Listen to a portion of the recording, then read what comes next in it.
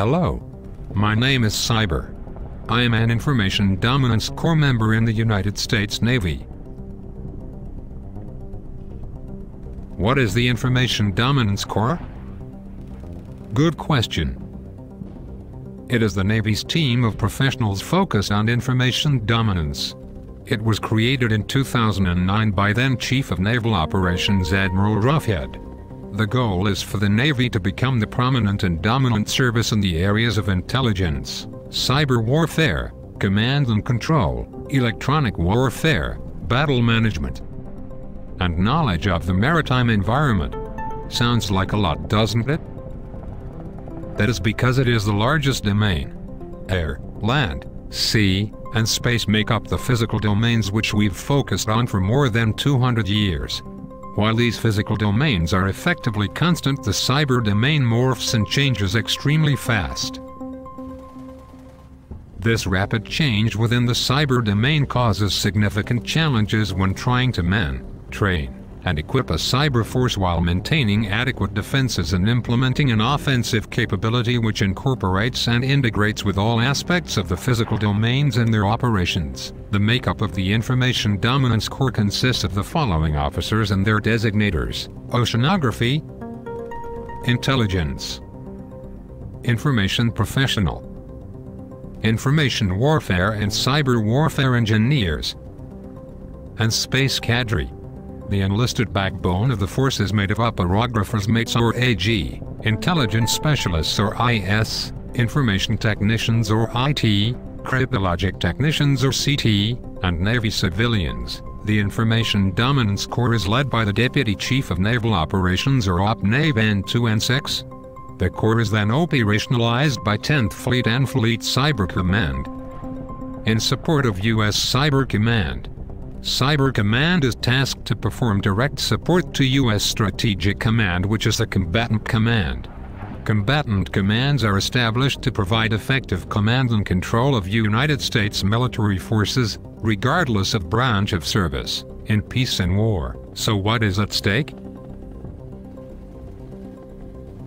Let's start with the major global problems in cyberspace. The United States is faced with a significant and constant cybersecurity threat, one that presents issues of national and economic security for our great nation. Some speculate that a cyber Pearl Harbor-like event is approaching. But what is more alarming is the quiet death by 1,000 cuts that has been and continues to occur. Our citizens and their companies are facing massive intellectual property loss by massive cyber espionage. This intellectual property is our essence, the most innovative ideas and sensitive information we own. This intellectual property is the lifeblood of much of our economy.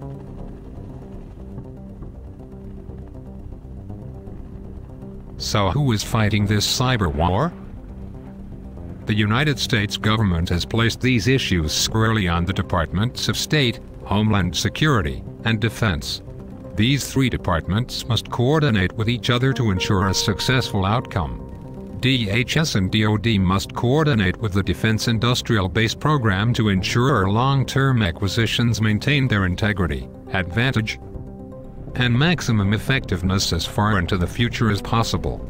State must continue to place pressure upon foreign governments that harbor, foster, or allow economic cyber espionage. The intelligence community must also develop and provide greater insight into future cyber threats and attacks. These insights must then be used to mitigate attacks to our entire economic base. This mitigation will be done while DoD assesses and plans offensive or responsive actions. These potential actions must then be a mechanism to ensure the Department of State has the force required to continue to implement our nation's foreign policy. Meanwhile, DHS must secure our federal civilian networks, cyberspace and critical infrastructure on which we all depend. Sounds easy enough. What is happening inside the DoD? Our leaders are struggling through massive issues presented by the cyber domain. These issues consist of the following. What is a reasonable expectation of privacy versus measures implemented toward defense? Do we really know the threat? What should the expectation be from the private sector? How do we balance classification of cyber operations versus the necessity to share cyber intelligence? What constitutes the right to self-defense? What is the role of international law versus the creativity and boundlessness of cyberspace? How do you control cyber arms? Is cyber defense possible, and how does risk fit into the equation? How does defense acquisition need to change to support information technology procurement? These issues are only the tip of the cyber iceberg. To guide the department, in July of 2011, the DoD released the Department of Defense Strategy for Operating in Cyberspace. It has 5 strategic initiatives. Strategic Initiative 1, treat cyberspace as an operational domain to organize, train, and equip so that DoD can take full advantage of cyberspace's potential. Strategic Initiative 2, employ new defense operating concepts to protect DoD networks and systems. Strategic Initiative 3, partner with other U.S. government departments and agencies in the private sector to enable a whole-of-government cybersecurity strategy. Strategic Initiative 4, build robust relationships with U.S. allies and international partners to strengthen collective cybersecurity. And Strategic Initiative 5, leverage the nation's ingenuity through an exceptional cyber workforce and rapid technological innovation. Sounds like a summation of what we've already discussed, which is exactly the reason the Navy's Information Dominance Corps was established.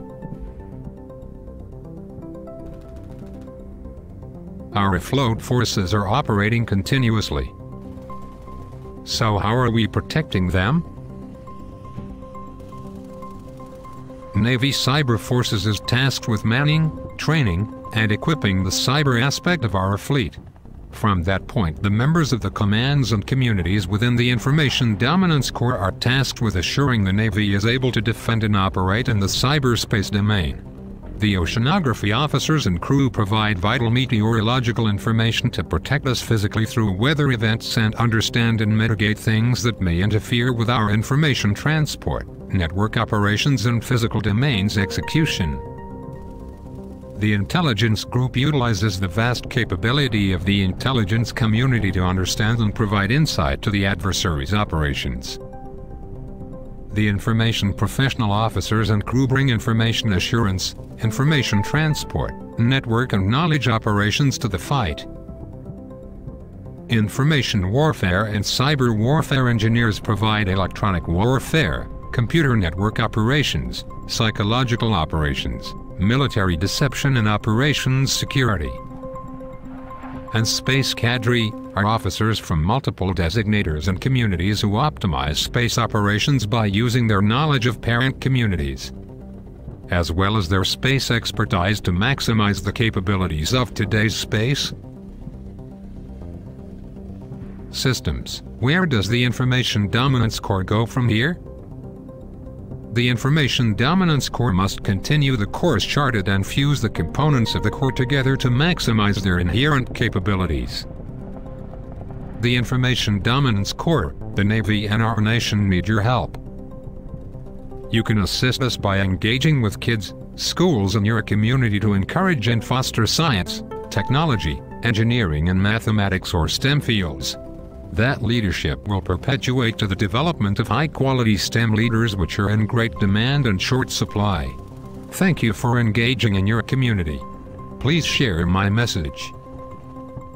Now, where was that bag of electrons I was supposed to pick up?